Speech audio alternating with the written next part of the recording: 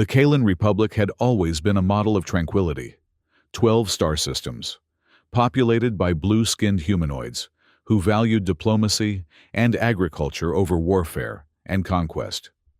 It was this peaceful nature that had made them vulnerable to the expanding Vorak Empire. Captain Nico stood on the bridge of the KRS Harmony, his blue skin ashen as he watched the tactical display. Vorak dreadnoughts were systematically dismantling the Kalan defense fleet in orbit above Kalan Prime.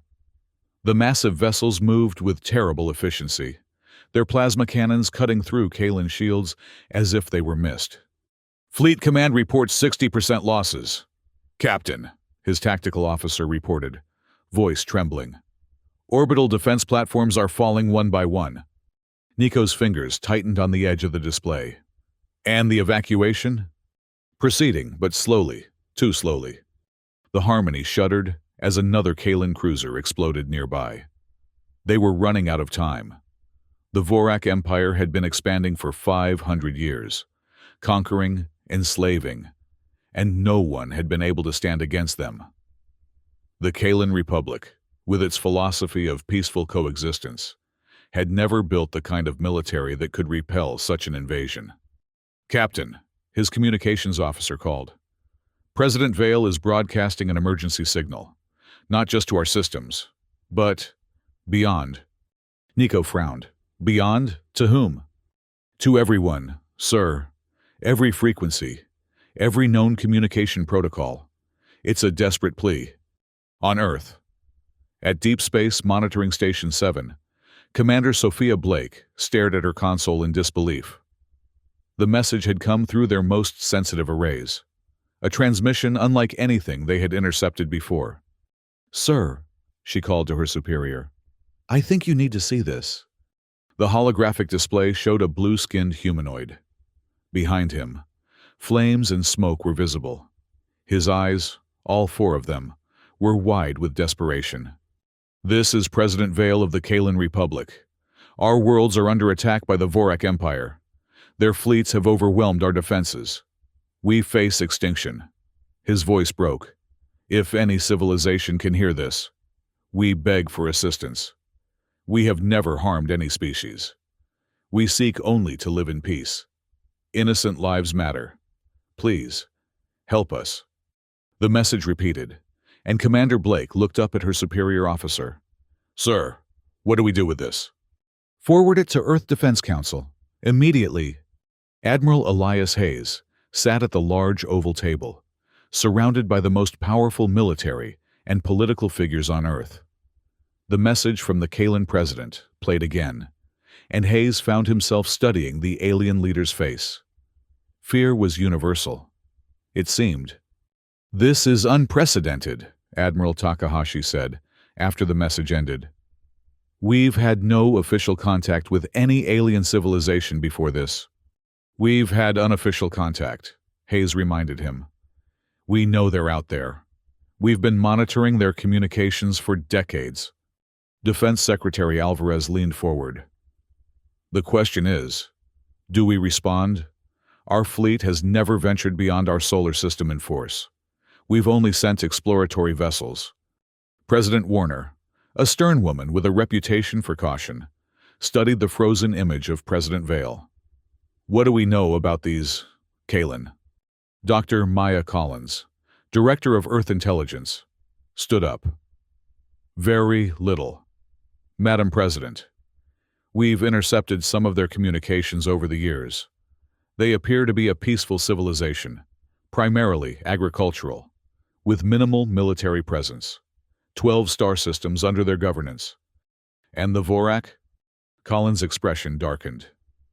Expansionist empire, highly militarized. They've conquered at least 30 systems that we know of in the past century alone. Their military technology is advanced. More advanced than ours? Hayes asked. Different, Collins replied carefully. They rely heavily on plasma-based weapons and energy shields. We've focused more on kinetic weapons and physical armor. President Warner folded her hands. Admiral Hayes, what's your assessment? Could our fleet make a difference if we intervened? Hayes considered carefully. He had spent his career in Earth's military, fighting terrestrial conflicts, pushing back against the notion that humanity was defined by its capacity for violence. He had always believed that humanity was defined by its willingness to protect the helpless. Madam President, I believe we could. The Vorak may have more ships, but they've never encountered our technology. We could surprise them, disrupt their attack. At what cost? Takahashi countered. If we engage and fail, we could bring the Vorak to our doorstep next. They'll come eventually, Hayes said quietly. Expansionist empires always do. The question is whether we face them alone, or with potential allies. The debate continued for hours. The risks were enormous. Earth's fleet venturing into unknown territory, engaging an alien force of unknown capabilities. But the images from Kalen Prime continued to stream in as their monitoring stations focused on that distant sector. Cities burning, civilian ships being shot down as they attempted to flee. Innocent lives matter. Hayes repeated the Kalen president's words. That's what he said. Can we live with ourselves if we ignore this plea? In the end, the vote was close. 7-6 in favor of intervention. President Warner gave the final authorization with a grim nod. Admiral Hayes, you will lead this mission. 12 ships, our most advanced. Your mandate is to assist the Kalen in repelling the Vorak attack, not to engage in a prolonged war, not to pursue the Vorak beyond Kalen space. Get in, help them drive off the attackers, and get out. Is that clear? Hayes stood at attention. Perfectly clear, Madam President. As he left the council chamber, Dr. Collins fell into step beside him. Elias, do you really think we can make a difference? 12 ships against what could be hundreds. Hayes didn't slow his pace. I think we have to try, Maya, and I think the Vorak are in for one hell of a surprise. Within hours, Earth's first combat fleet to venture beyond the solar system was preparing for departure. 12 warships, including Hayes's flagship, the EDF Indomitable, moved into position for the FTL jump. Earth's faster-than-light technology was new, barely a decade old, and had never been tested in a combat scenario. On the bridge of the Indomitable, Hayes addressed his crew and, by extension, the crews of all 12 ships. Men and women of Earth's Defense Force, we embark today on a mission unprecedented in human history. We go not to conquer, not for resources or territory, but to answer a call for help. The Kalen Republic faces extinction at the hands of the Vorak Empire. They've asked for anyone who can hear them to come to their aid. We heard them, and we will answer. He paused, looking at the determined faces around him. Some would say this isn't our fight, that we should focus on protecting Earth alone. But I say this. If we turn our backs on those crying out for help, we betray what makes us human. If we stand by while innocents are slaughtered, we become complicit in their deaths. Today, we show the galaxy that humanity stands for something more than self-interest. We stand for justice, for compassion, for the right of all sentient beings to live free from tyranny. Hayes took a deep breath. Our mission is clear. Assist the Kalen in repelling the Vorak attack, then return home. We face unknown dangers against a numerically superior force. But we have surprise on our side, and technology the Vorak have never encountered. Most importantly, we have the knowledge that we fight for what's right. He straightened his shoulders. Prepare for FTL jump. Let's bring some hope to Kalen Prime. As the human fleet vanished into the darkness of space, bound for a distant star system they had only observed through telescopes, the fate of 2 civilizations, and perhaps many more, hung in the balance. Back on Kalen Prime, Captain Nico fought to keep the KRS Harmony functioning. 2 of their 4 engines were damaged. Life support was failing on multiple decks, and they'd lost half their crew. But still they fought, trying desperately to protect the civilian evacuation ships, struggling to escape the planet's gravity. Another Vorak cruiser approaching. Vector 227, his remaining tactical officer reported. Weapons charging. Nico closed all four of his eyes briefly. Divert all remaining power to forward shields. Prepare to... Captain! The communications officer interrupted. I'm detecting something. Multiple FTL signatures, approaching rapidly. Not Vorak configuration. Hope was dangerous in such moments, but Nico couldn't help feeling it flicker to life. Identify. Unknown, sir. I've never seen signatures like these. Wait, they're hailing us. A moment later, a face appeared on the main view screen. A human face, pink-skinned, with only 2 eyes. But the determination in those eyes was unmistakable. This is Admiral Elias Hayes of the Earth Defense Force. We received your president's distress call. We're here to help. Nico stared in disbelief. Earth. The humans had been observed, studied from afar, but no formal contact had ever been established. They were known to be warlike among themselves, territorial, but also innovative, adaptable. And now they had come, across vast distances, to aid a people they had never met. This is Captain Nico of the Kalan Republic ship Harmony. Admiral Hayes. I don't know what to say except, thank you. Hayes nodded grimly. Save your thanks for after we've driven these bastards back. What's your situation? As Nico briefed the human admiral, the Earth fleet moved into position. 12 ships against the 200 Vorak vessels currently in orbit around Kalan Prime. The odds were overwhelming, but Hayes had no intention of fighting fair. On the bridge of the Vorak command ship, Supreme General Rex watched with mild curiosity as the new vessels appeared. What manner of ships are these? He demanded of his tactical officer. Unknown configuration, Supreme General, small fleet, only 12 vessels, no energy signatures we recognize. Rex snorted. Some minor power coming to the Kalan's aid? Pathetic. Send Patrol Squadron 7 to destroy them. Don't waste our main force's time. 20 Vorak ships broke formation and moved toward the Earth fleet. On the Indomitable, Hayes watched them approach. They're underestimating us, he murmured. Good. All ships, implement Thunderbolt protocol. Target the lead vessels with railguns. Follow with kinetic warheads on my mark. The Vorak ships came within range, plasma cannons charging, confident in their overwhelming force. Fire, Hayes ordered. The space between the fleets lit up as Earth's ships unleashed their first salvo.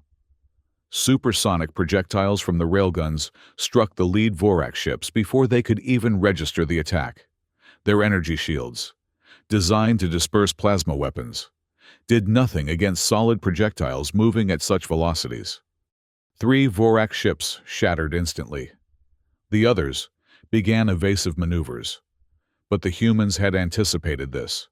Kinetic warheads, essentially guided missiles, packed with dense material, followed the railgun assault, detonating against the hulls of the Vorak vessels. Within minutes, Patrol Squadron 7 was reduced to floating debris. Not a single Earth ship had been hit. On the Vorak command ship, Supreme General Rex stared at his tactical display in shock.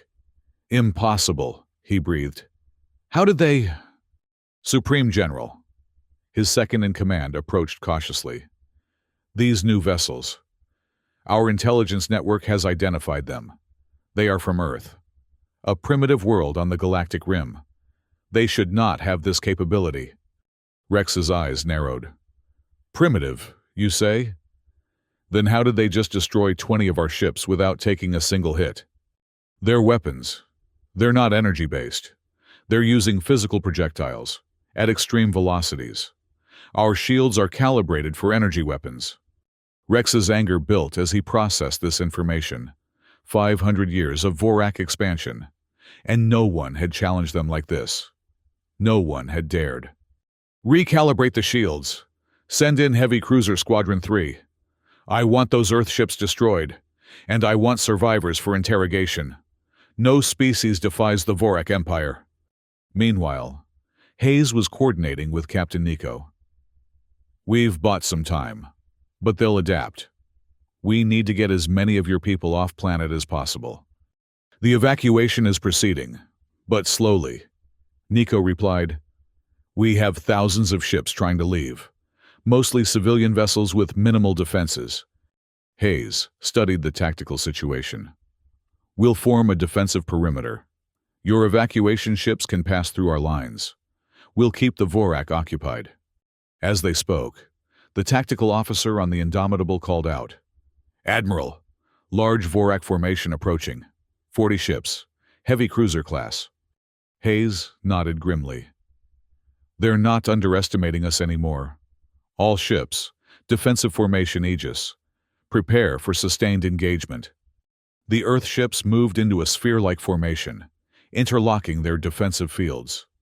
As the Vorak cruisers approached, they opened fire with their plasma cannons, the energy bolts splashing against the combined human defenses. Return fire, Hayes ordered. Target their weapon emplacements and propulsion systems. The battle raged for hours.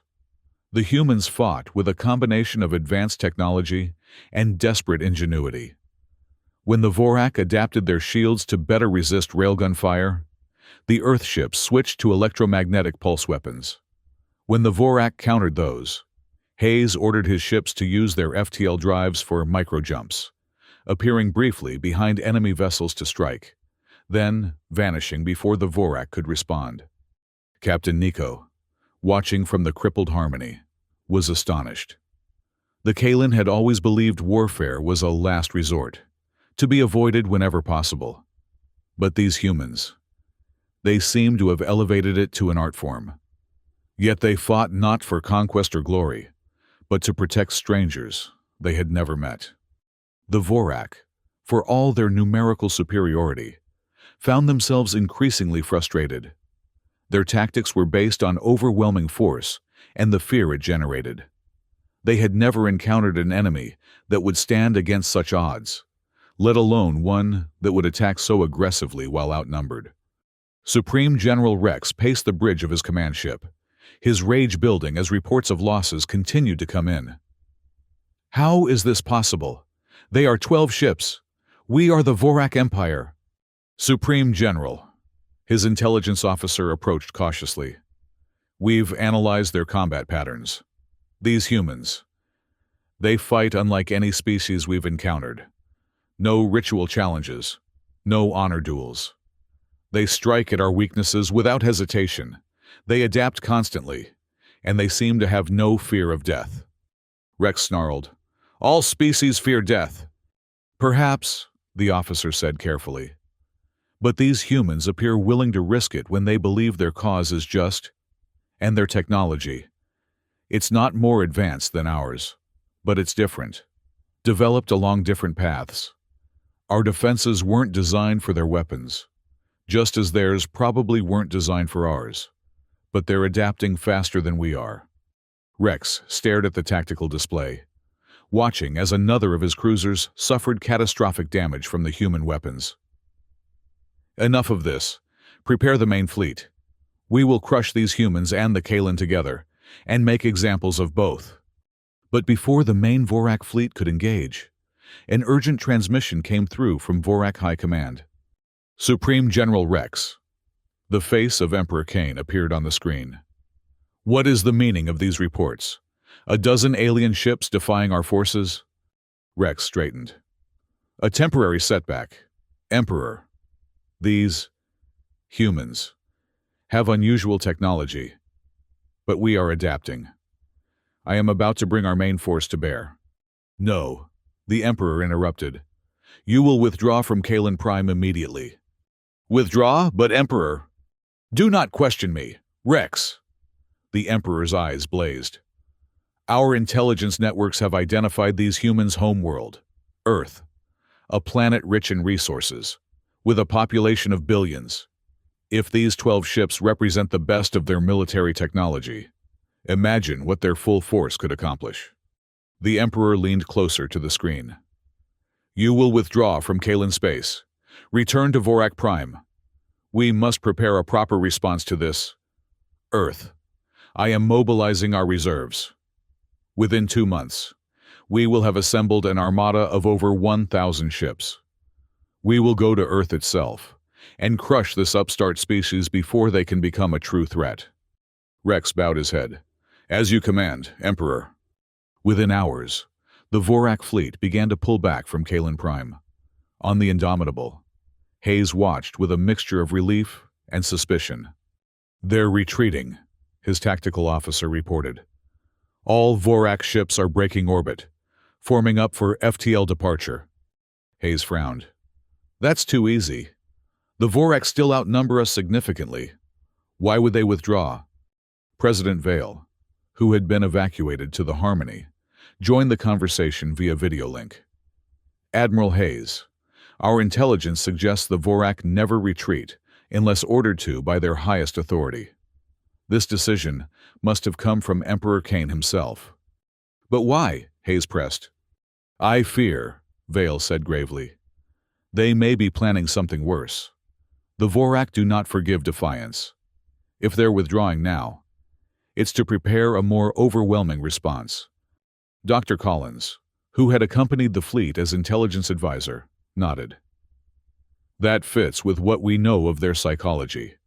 The Vorak Empire has expanded for 5 centuries without serious opposition. Your intervention has dealt them a significant blow to their prestige. They'll want to restore it decisively. Hayes considered this. So we've won the battle, but potentially accelerated a larger war. Perhaps, Vale admitted, but you've saved countless Kalen lives today. Without your intervention, our civilization would have fallen. You've given us a chance to survive, to prepare. Hayes nodded, but his mind was already racing ahead to the next challenge. We need to get back to Earth. If the Vorak are planning a counterattack, we need to prepare our defenses. But when Hayes ordered his ships to prepare for the return journey, he discovered a new problem. The battle had taken its toll. 3 Earth ships had been destroyed outright. The remaining 9, including the Indomitable, had sustained varying degrees of damage. FTL drives, in particular, had been strained by the combat microjumps. We need repairs before we can attempt the return journey, his chief engineer reported, especially for the FTL drives. If they fail mid-jump, he didn't need to finish the sentence. A failed FTL jump meant being lost in the void between stars. Or worse. President Vale, hearing of their dilemma, made an offer. Admiral Hayes, the Kalen Republic owes you and Earth an incalculable debt. Allow us to assist with repairs. Our orbital shipyards survived the attack, and while our military technology may not match yours, our engineering capabilities are considerable. Hayes accepted gratefully. As the Earth ships docked at the Kalen shipyards, he received an urgent transmission from Earth. The Defense Council had been monitoring the situation through long-range sensors and had reached a troubling conclusion. Admiral, President Warner's face was grim on the screen. Our analysts have detected massive movements in Vorak space. They appear to be mobilizing their entire fleet. Intelligence estimates they could assemble over 1,000 ships within 2 months. Hayes felt a chill. And their target? Almost certainly Earth. You've humiliated them, and the Vorak Empire's control depends on their aura of invincibility. They can't allow this challenge to go unanswered. We're preparing to return as soon as repairs are complete, Hayes assured her. Good, because we need every ship and every experienced officer. Earth Defense Force is on full alert. We're accelerating production of new vessels and weapons. But she didn't need to finish. Even with accelerated production, Earth couldn't match the numbers the Vorak could bring to bear. President Vale, who had been listening, stepped forward. President Warner, if I may, the Kalen Republic stands ready to assist Earth in any way we can. You came to our aid when no one else would. We will not abandon you now. Warner looked surprised. President Vale, while we appreciate the sentiment, your people are not warriors. The report I received indicated your military was quickly overwhelmed by the Vorak. That is true, Vale acknowledged. Our culture has emphasized peaceful pursuits for generations. but we are quick learners, and we have seen how effective your military technology and tactics can be. Our shipyards can help upgrade your vessels, and perhaps adapt some of our technology to complement yours." Hayes found himself nodding. "The Kalan have advanced shield technology that could be integrated with our hull armor, and their sensor arrays are more sensitive than ours." Warner considered this. "Very well, President Vale, we accept your offer of assistance, but understand that by helping us, you may be further linking the fate of your people with ours in the eyes of the Vorak." Vale's 4 eyes were resolute. "Our fates were linked the moment your ships appeared in our skies. President Warner, the Vorak will never forget that we were the cause of their first defeat in centuries. We must stand together, or we will surely fall separately." Over the next several weeks, the orbital shipyards above Kalan Prime became a hub of feverish activity. Kalan engineers worked alongside human technicians, integrating technologies, repairing battle damage, and implementing upgrades. Captain Nico, whose knowledge of Kalan technology proved invaluable, worked closely with Hayes. "Your railguns are impressive," he commented, as they toured the Indomitable's weapon systems. "But they generate tremendous heat. Our cooling systems could help prevent overheating during sustained fire." Hayes nodded. "And your shield harmonics could be calibrated to better deflect their plasma weapons." But it wasn't just a technological exchange. Hayes ordered his tactical officers to begin training Kalan crews in combat maneuvers and battle strategies. The Kalan, despite their peaceful history, proved to be apt pupils. Their ships had always been well built, lacking only the weaponry and tactical doctrine to make them effective in combat. "We never wanted to be warriors," President Vale confessed to Hayes one evening, as they watched Kalan and human crews working side by side. "But the galaxy, it seems, does not always respect the choices of peaceful civilizations." "Earth has known its share of wars," Hayes replied. "Too many. For centuries, we fought amongst ourselves. It's only in the last 100 years that we've achieved true global unity. And yet, when you heard our call, you came, not to conquer, not for advantage, but simply to help." Hayes smiled slightly. "Don't make us out to be saints, Mr. President. There were plenty of voices in our council arguing that we should stay out of it, protect only ourselves. But they didn't prevail." "No, because enough of us believed that the measure of a civilization isn't its strength or wealth, but how it treats others, especially those in need." As the repairs and upgrades neared completion, urgent news arrived from Earth. The Vorak fleet had been detected moving toward the Sol system, over 1,100 ships, including massive dreadnoughts that dwarfed anything in Earth's arsenal. "We need to return immediately," Hayes told his officers. "Earth's defenses are substantial, but against a force that size." President Vale approached with an unexpected proposal. "Admiral Hayes, the Kalan Republic has made a decision. We will join you in the defense of Earth." Hayes stared at him. "Mr. President, with all due respect, your military was devastated by the Vorak. How can you—" "In the weeks you've been here, we've been implementing what you've taught us. 50 of our ships have been upgraded with modified versions of your railgun technology. Our crews have been training day and night in your combat techniques. We cannot match the Vorak in numbers, but together with your forces, we can make a difference."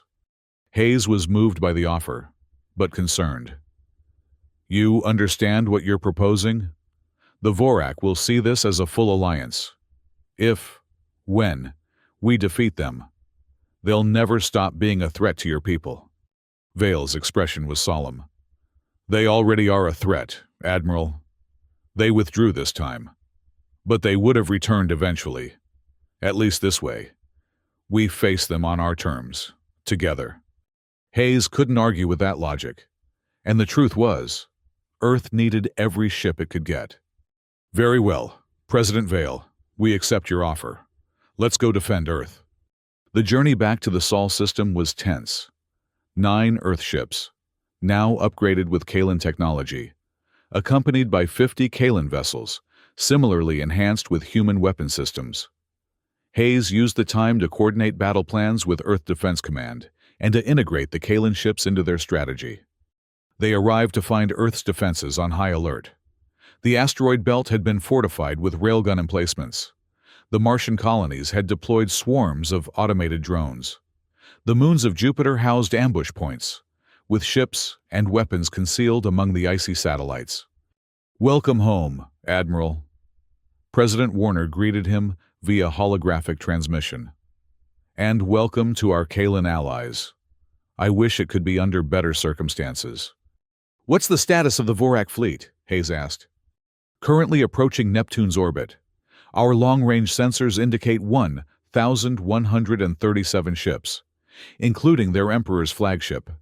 They'll be within strike range within 24 hours. Hayes nodded grimly. "Then we have work to do." The combined Earth-Kalan fleet took up defensive positions. Hayes knew they couldn't match the Vorak in a direct confrontation, even with the Kalan reinforcements. They were outnumbered nearly 20-1.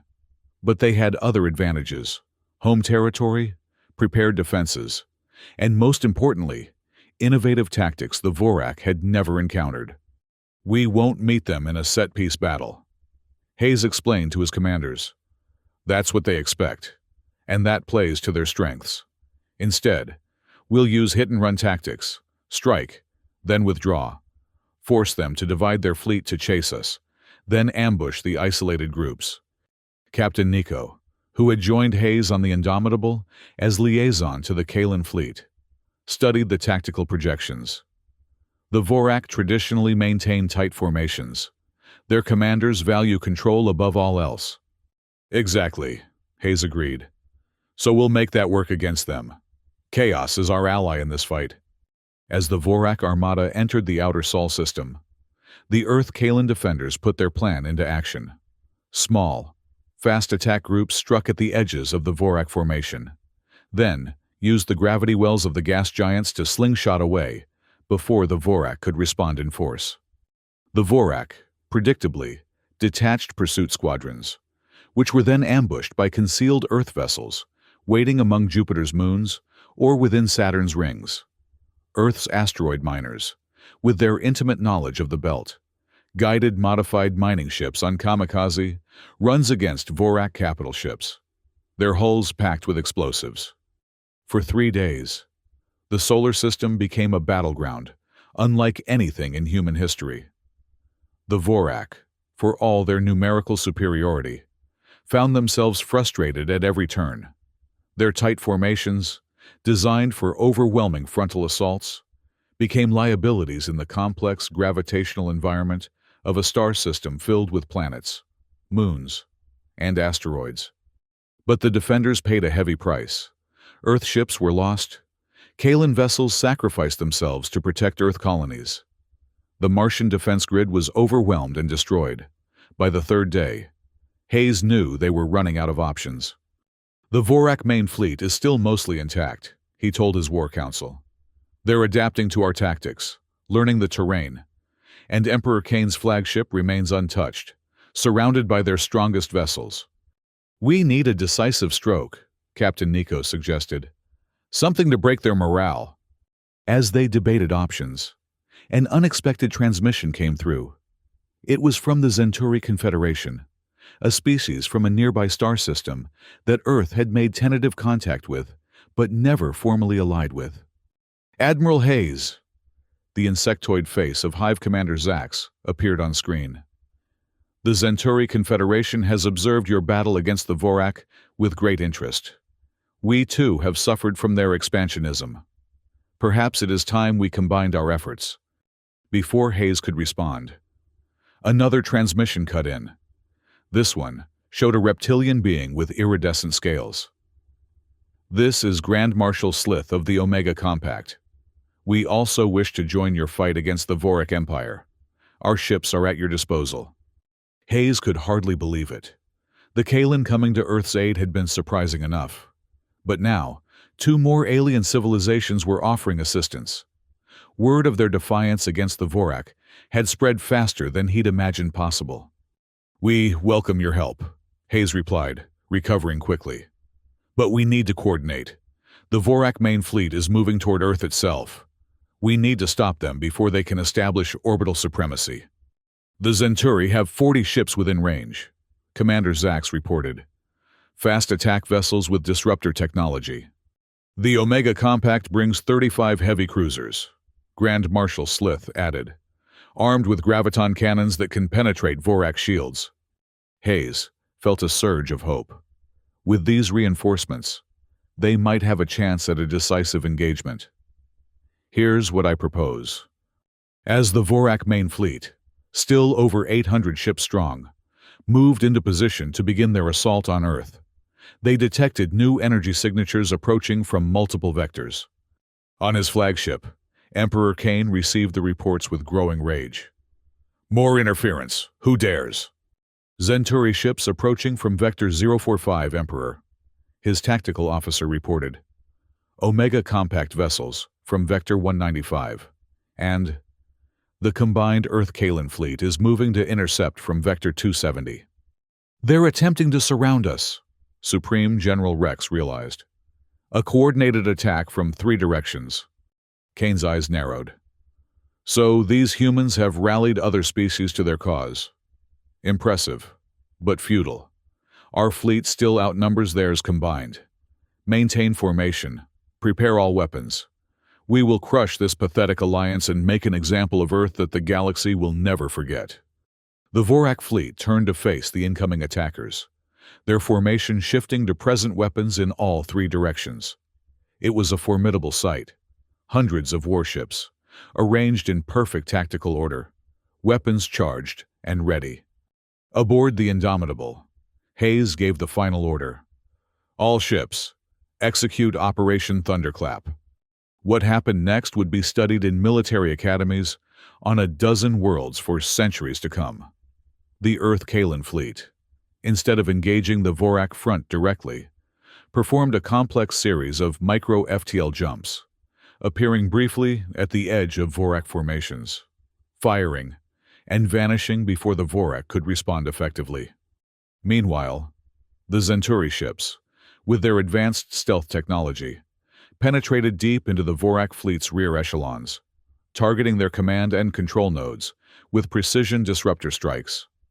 The Omega vessels used their graviton cannons to create localized distortions in space, disrupting the Vorak ships' ability to maintain their tight formations. The Vorak, for all their discipline and firepower, found themselves fighting an enemy that refused to be pinned down, that struck from impossible angles, that violated every rule of engagement they had established over 5 centuries of conquest. Emperor Kane watched in mounting horror as his perfect formation disintegrated into isolated battle groups, each surrounded and picked apart by the combined alien fleet. "This is impossible," he snarled. "No one fights like this. There is no honor in these tactics." "Honor doesn't win battles, Emperor," Supreme General Rex replied grimly, "as these humans are teaching us." The climax came when a combined strike force, Earth railguns, Kalen shield-penetrating missiles, Zenturi disruptors, and Omega graviton cannons, converged on Emperor Kane's flagship. The massive vessel, 3 kilometers long and bristling with weapons, found itself suddenly vulnerable as its escort ships were drawn away by decoy attacks. "All ships, focus fire on the flagship," Hayes ordered. "This ends now." The Emperor's flagship sustained hit after hit. Its shields failed. Its hull began to buckle. In a final act of desperation, Kane opened a communication channel to the Indomitable. "Admiral Hayes!" The Emperor's face appeared, his expression a mixture of rage and disbelief. "You have violated every principle of honorable warfare. You hide. You strike from shadows. You refuse proper engagement."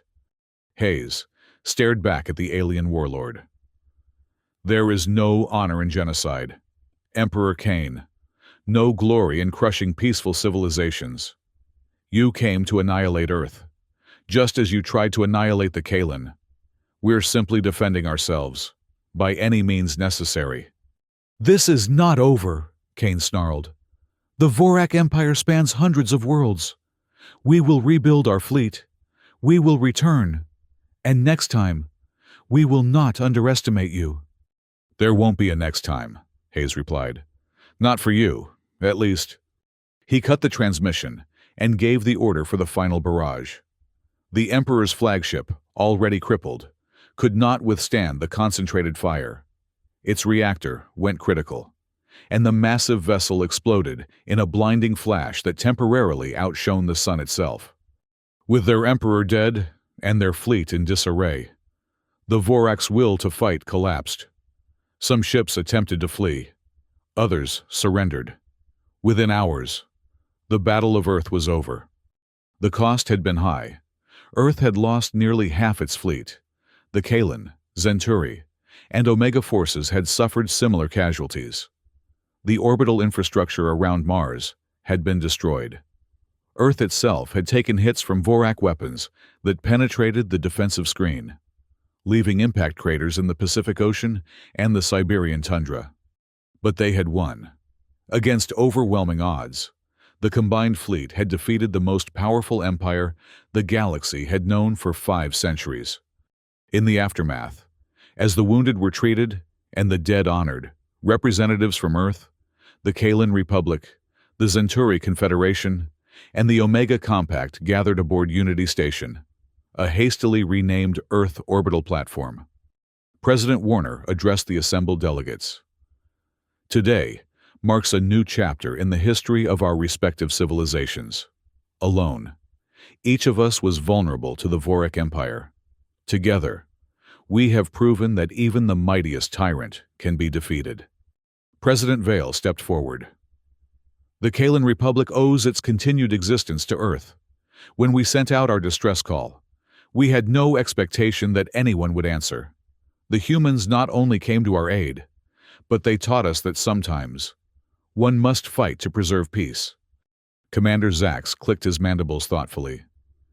"The Zenturi have observed humanity from afar for decades. We saw a species that fought amongst itself constantly, that seemed too divided to ever pose a threat. We were wrong. When united by a just cause, humans are formidable indeed." Grand Marshal Slith inclined his reptilian head. "The Omega Compact recognizes strength. Today, all our species have shown strength, not just in arms, but in unity. This is unprecedented in our experience." Admiral Hayes, standing with Captain Nico at the back of the chamber, watched the proceedings with a mixture of pride and caution. "This is only the beginning," he murmured. "The Vorak Empire still exists. Without Kane, they may fracture, but the threat remains." Nico nodded. "And there will be other threats, other empires, other tyrants." "Then, perhaps," Hayes suggested, "we should make this alliance permanent." The idea spread quickly among the delegates. By the end of the conference, the Galactic Defense Alliance Treaty had been drafted and signed by all 4 civilizations. Its principles were simple: mutual defense, technological cooperation, and a commitment to protecting the rights of all sentient species. In the months that followed, news from Vorak space confirmed their predictions. With Emperor Kane dead, the Empire had descended into civil war. Subject worlds revolted. Military governors declared independence. The great conquering force that had seemed unstoppable for 5 centuries collapsed under its own weight. 1 year after the Battle of Earth, Admiral Hayes stood with Captain Nico on the observation deck of the newly constructed Unity Station. Below them, Earth gleamed blue and white, while in the distance, the orbital shipyards were busy constructing a new generation of vessels, designed collaboratively by all 4 Alliance members. "Did you ever imagine this?" Nico asked, gesturing at the bustling activity. "A year ago, our civilizations had never formally met." Hayes shook his head. "Never. The Defense Council sent 12 ships to help the Kalan because it was the right thing to do. We never expected all of this." "The Zenturi philosophers have a saying," Nico offered. "The most profound changes begin with the simplest acts of compassion." Hayes smiled. I like that. And it's true. One distress call. One decision to help. And now look. 4 civilizations working together, sharing knowledge, protecting each other. Beyond the station, the combined patrol fleet was preparing to depart. Vessels from all 4 alliance members, their designs now incorporating the best aspects of each civilization's technology, ready to ensure that no new tyrant arose to threaten the peace they had won at such cost. There will be challenges ahead, Hayes acknowledged. Cultural differences to navigate, new threats to face. But we'll face them together, Nico replied confidently. As allies, as friends. As the sun rose over Earth's horizon, casting golden light across the station, Hayes felt a profound sense of hope. Humanity had ventured into the stars, not as conquerors, but as defenders. And in doing so, they had found not just allies, but a greater purpose. The galaxy was vast and full of wonders and dangers, but for the first time, Earth was not alone in facing them, and that made all the difference.